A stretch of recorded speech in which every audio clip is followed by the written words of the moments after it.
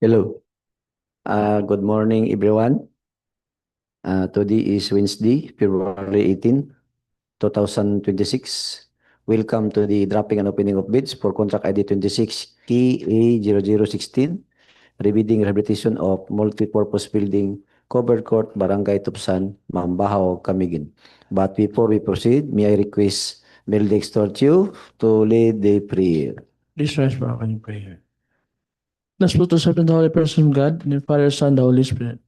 God of justice, you lead us on life's journey. As we gather here in your name, open our minds to hear your voice, open our hands to do your work, and open our hearts to hold your spirit. Amen. Thank you, Sir Meldex. Once again, I would like to request to acknowledge the attendee for this dropping and opening of bids, Mr. Meldex Tortio. Once again, good morning, everyone. For the attendance for this dropping and opening of bids, we have our back chairman, Engineer Al W. Gomez, Present. our back vice chairman, Mr. Edwin G. Cagulada, Present. our back members, Apolinar Elvis A. Hamero, Present. Engineer Ederlinda N. Retalia, and Engineer Joselito V. Corpin Jr. Present. For our back TWG member, we have Rachel Grace S. Aliao, Engineer Larry M. Lapiceros, and for our back secretariat members, Engineer Evelyn B. Padrangga, and yours truly, next to YouTube. And for our prospective bidders, Miss Evangeline D. Oliveros from General Construction, and from FNTC Construction, Miss Mayflower T. Enriquez. That will be all, Mr. Chair. Thank you, Sir Meldex. Since majority of our back member I present, I call this dropping or opening of bids is call of order. May I request the head of back secretariat, Ma'am Evelyn Padrangga, to discuss the eligibility check. Good morning, everyone. In accordance with DPWH DEO number 87, series of 2020, electronic submission and receipt of bids, through the back secretariat, had verified the designated electronic submission portal for the submission of electronic bids. We attest to the absence of electronic bids. Let it be noted that the back secretariat has received 2 sealed bids prior to the deadline for submission. In connection with DO number 28, series of 2024, the 3-strike policy, there are no submission of a non-participation letter or failure to submit a bid after purchasing the bidding documents. Pursuant to JPPB Resolution number 15, series of 2021, in the implementation of the mandatory submission of PhilJEP Certificate of Platinum Registration for competitive bidding, the BAC shall use the Platinum Registration Certificate in checking the eligibility of a prospective bidder, and failure by the prospective bidder to update its PhilJEP certificate membership with the current and updated Class A eligibility documents shall result in the automatic suspension of the validity of its certificate until such time that any of the expired Class A eligibility documents has been updated. In the processing of eligibility, the electronic processing result will always prevail over the manual checking by the BAC. And if discrepancies occur, the head of the procuring entity will request for updating, unlocking, and reprocessing of eligibility of a particular bidder. So for the electronic eligibility result, may we request Engineer Rachel Grace Aliao to read the result. Good morning, everyone. Good morning, Mr. Chair. So for the electronic eligibility result, for contract ID number 26KE0016, the rehabilitation of multipurpose building covered court, Barangay Tupsan, Mambajao, Camiguin, located at 12477.775, 138,166, and 9.201455,666. The contract duration is 96 calendar days with an ABC amount of 4,379,982 pesos and 2 centavos. There are two bidders who have purchased the bidding documents, and two of them have submitted their bid proposals. So first, we have John Real Construction with mayor's permit valid until December 31, 2026. DTI registration valid until September 12, 2027. BIR tax clearance certificate valid until March 25, 2026. Field jobs registration valid until April 12, 2026. PCAB license valid until December 17, 2026. PCAB registration valid until December 17, 2027. Work experience passed. NFCC failed. Their NFCC failed is due to no 2024 financial statement, Mr. Chair. Any comment from the result of eligibility from the general construction, the proprietor, Ma'am Evangeline Olveros, ma'am?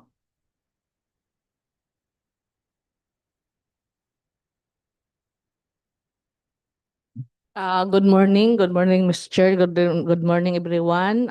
Please advise that the audited financial statement was attached to our technical proposal. Thank you, Ma'am Evelyn. We have the consensus from the back member. Sir Elvis, what is your opinion regarding this matter?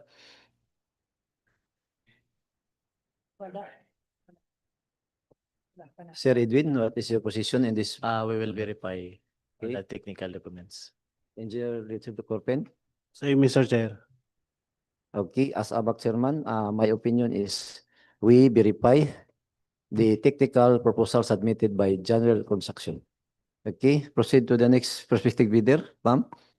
Yes, Mr. Chair. So to proceed, the second bidder is from FNTC Construction with mayor's permit valid until December 31, 2025. DTI registration valid until April 21, 2026. BIR tax clearance certificate valid until February 5, 2026. Field jobs registration valid until February 22, 2026. PCAB license valid until May 27, 2025. PCAB registration valid until May 27, 2027. Work experience passed. NFCC failed. Still due to no 2024 financial statement, Mr. Chair. Rachel, can you verify the tax clearance 2026, 25? BIR tax clearance, Mr. Chair, is only valid until February 5, 2026. February. 5 to Today is February. Today is February 18, 2026. Expire. Yes, Mr. Chair. The next. So first is the mayor's permit. It is only valid until December 31, 2025. So next is the BIR tax clearance, which is valid until February 5, 2026. And the PCAB license, Mr. Chair, is only valid until May 27, 2025. File? So it is noted here that the license in the DPWH registry is not valid. So, and the NFCC too, there's no 2024 financial statement in the system, Mr. Chair. Any comment from the representative of the FNTC Construction? Good morning, everyone. Good morning, Mr. Chair. We have included our 2024 audited financial statement, updated mayor's permit, BIR tax clearance certificate, as well as the updated PCAB license as an attachment to the financial proposal, Mr. Chair. Technical proposal. Okay, thank you. We have the consensus to the back member, Sir Elvis. Sir Edwin, The same, Mr. Chair. Sir Lito, as in you, sir. Same, Mr. Chair. Okay, as my position as a back chairman, we verify during the opening of the technical proposal whether all the said document are there. Okay. Engineer Silva, no more tating palos? That's all, Mr. Chair. Okay, thank you. May I request the TWG to open the bid box and facilitate the opening of the bidder proposal.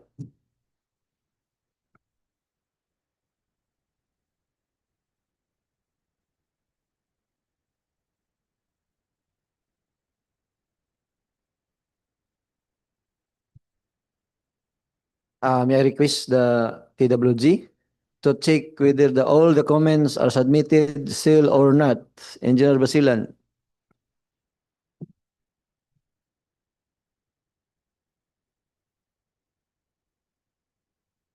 Mr. Chair, upon checking, all the submitted bids were properly marked and sealed. Thank you.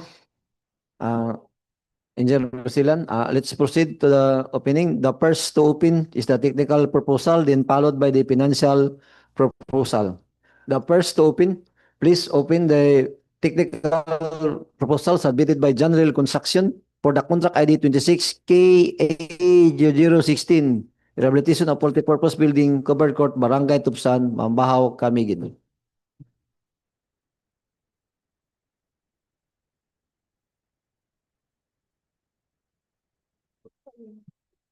May I request one of the back member to read and check the technical document using electron and disciplinary pass and fail criterion. But in this case, the general construction, may I request the back to check the financial proposal submitted by the NFTC, NFCC, audited to ba? Audited financial, kindly check the technical proposal submitted. So for the first project, first bidder is General Construction for contract ID 26 KE0016, rebidding rehabilitation and multipurpose building, covered court, Barangay Tupsan, Mambajao, Camiguin. The ABC for the project is 4,379,982 pesos and 2 centavos. First document submitted by the bidder, Mr. Chair, is the PhilJEPS registration, valid until April 12, 2026. Passed. The Annex A, the PhilJEPS page 3, DTI certificate, expiration date is September 12, 2027. Passed. Mayor's permit, expiration date is December 31, 2026. Passed.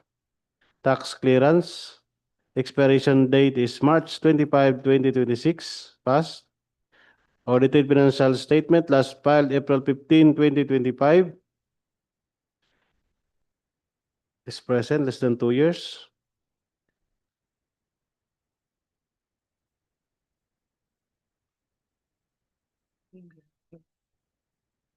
Pickup license expiration date is December 17, 2026. Passed.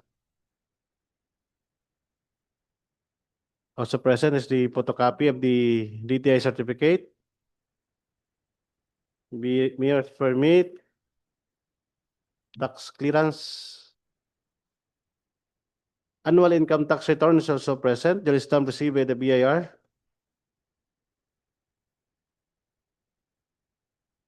Including its proof of payment of the land bank.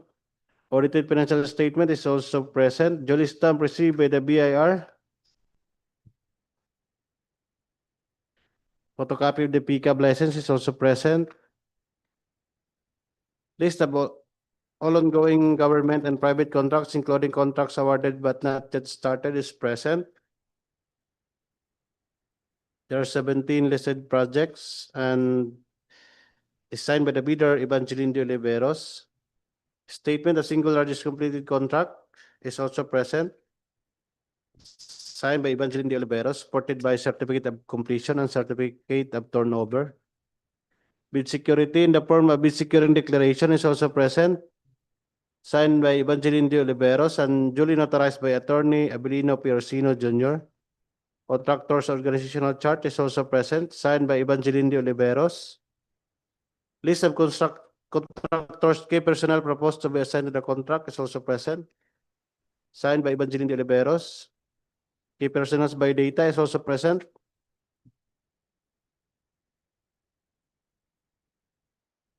Professional identification card of Civil Engineer Glenda Tadlas is also present.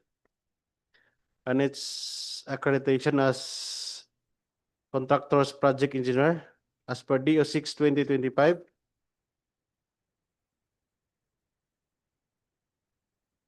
Also present is the professional identification card of Ana Marie Oliveros is present.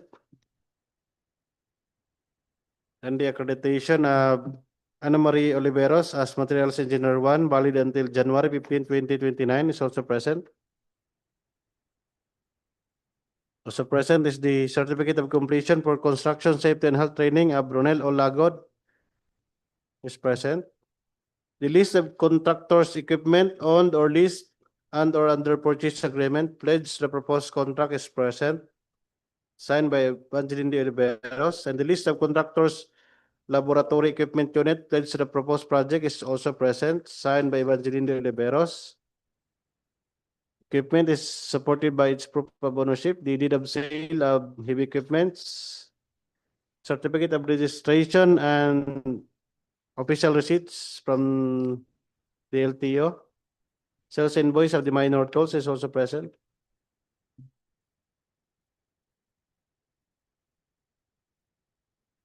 Sales invoice of the laboratory apparatus is also present. Next document present is the omnibus own statement is present and signed by the bidder Evangeline de Oliveros and duly notarized by attorney Evelino Piercino Jr. The last document, Mr. Chair, is the NFCC computation. The total NFCC of the contractor is 234,923,886. Signed by the bidder Evangeline de Oliveros. Mr. Chair, having complied with all the technical requirements, general construction technical proposal for contract ID 26K0016 is rated as passed, Mr. Chair. Thank you, Engineer Corpin. Let's proceed to the second interested bidder for the contract ID 26KA0016. Please open the technical proposal submitted by FNTC Construction.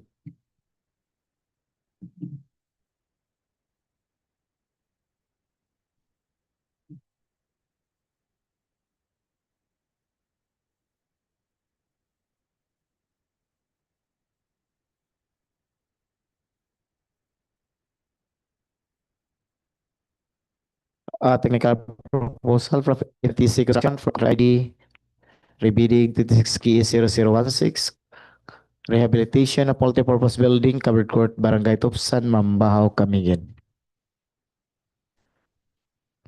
The first document, Mr. Chair, is a photocopy of the DTI certificate which is valid until April 21, 2026 passed. Photocopy of the business permit will expire on December 31, 2026 passed. Photocopy tax clearance certificate valid until February 2, 2027 passed. The certificate of LGIF's registration is valid until February 22, 2026 passed.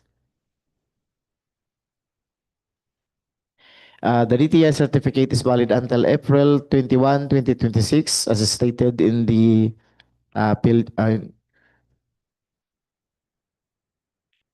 GIFs. Mayor's permit expiration will be December 31, 2026. A tax clearance expiration date would be February 2, 2027 passed. The audited financial statement, the date of filing September 1, 2025 passed. Pickup license expiration will be in May 27, 2026 passed. A photocopy of the annual income tax return.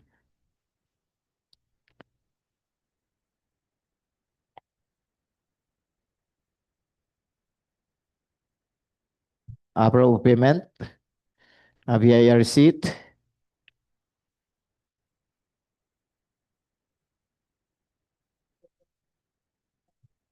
the financial statement for the year ended December 31, 2024, filed, stamped, and received by BIR on March 15, 2025.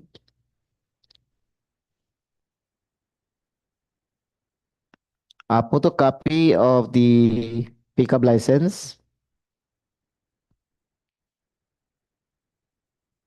Also included is the statement of all ongoing government and private contracts, including contracts awarded but not yet started. Two project presented. Signed, Francis Noel T. Simasio. The next document is a statement of single largest completed contract. Signed also Francis Noel T. Simasio. The project stated is a construction of multipurpose building, Barangay Poblacion, Mambajao, Camiguin, with a contract value of 19,687,281.81 sufficient.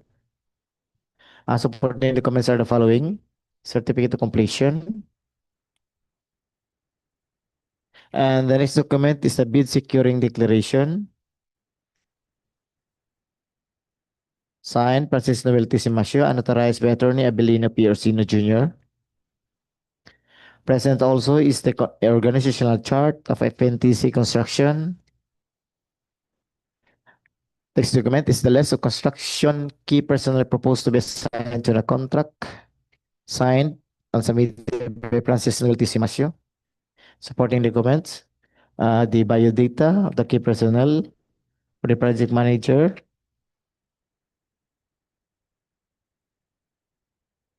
Signed. A photocopy of the authorized managing officer orientation seminar, Francis Noel T. Simasio. And next is the biodata of Glinda T. Simasio as project engineer. Signed. Photocopy of the PRC license, unexpired, of Glinda T. Simasio. Proof that she is accredited project engineer. Department Orders number 6 of series of 2025 at the DPWH. Biodata of Mark Lowell B. Almeida as materials engineer. Signed.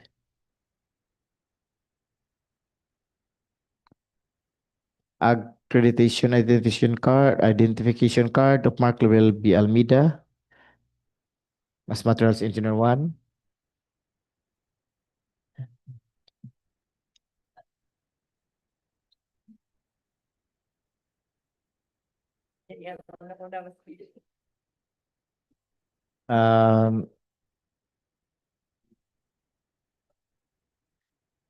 Biodata of Francis Noel T. Simasio as safety officer.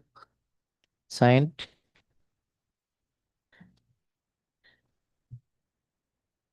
Photocopy of certificate of Francis Noel T. Simasio, construction occupational safety and health.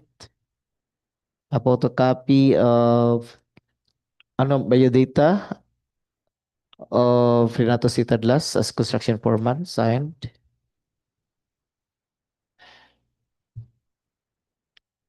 The next document is the list of equipment on or list and or under purchase agreement pledged to the proposed contract, submitted and signed. Francis Noel T. Simasio. Proof of ownership, deed of absolute sale included. Certificate of registration, supporting documents, official receipt from LTO. Deed of absolute sale.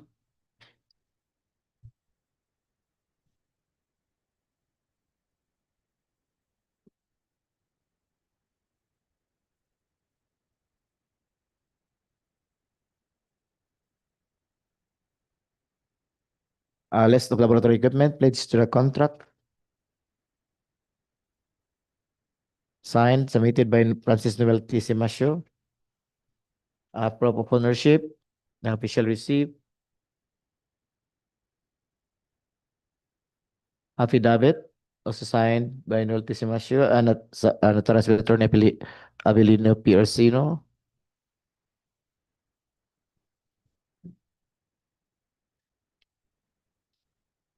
And the next document is the omnibus earned statement affidavit. Signed, Francis Noel T. Simasio and authorized by Attorney Abelino P. Orsino Jr.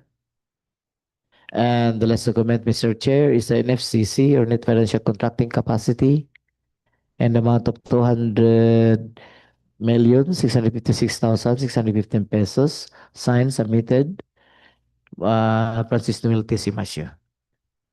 Mr. Chair, all required technical documents are present. If NTC construction is rated pass. Thank you, Sir Edwin. Let's proceed to the opening of the financial proposal. For the contract ID 26 KA0016, rehabilitation of multipurpose building, covered court, Barangay Tupsan, Mambajao, Camiguin. The first interested bidder, please open the financial proposal submitted by General Construction.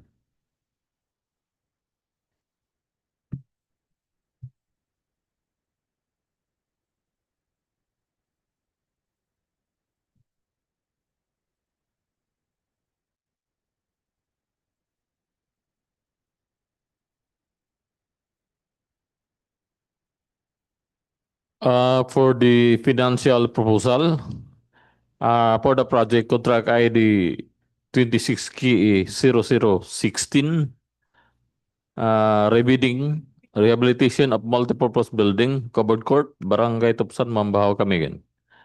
The bidder is from General Construction, and the ABC or the approved budget of the contract is 4,379,982 pesos and 2 centavos. The first document, Mr. Chair, is the bid form, and the bid offer is 4,377,427 pesos and 46 centavos only. Again, 4,377,427 pesos and 46 centavos only. Words and figure are the same. No discount offered, Mr. Chair, and below ABC, therefore pass. The next document, Mr. Chair, is the bill of quantities signed by Evangeline D. Oliveros. Pass. The next document, Mr. Chair, is a detailed estimate signed also by Evangeline D. Oliveros. Pass.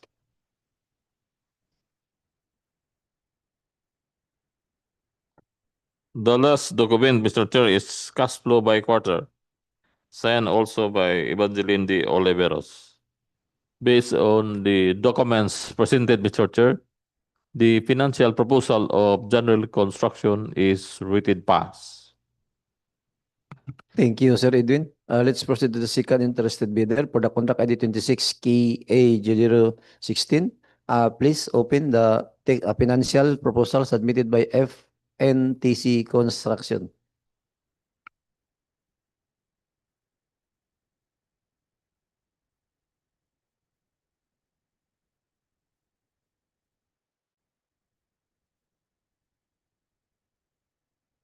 For the second bidder, the project 26 key 0016 rehabilitation, rebidding rehabilitation of multipurpose building, covered court, Barangay Tupsan, Mambajao, Camiguin. Second bidder is FNTC Construction, and the ABC for the project is 4,379,982 pesos and 2 centavos. First document submitted by the bidder, Mr. Chair, is the bid form.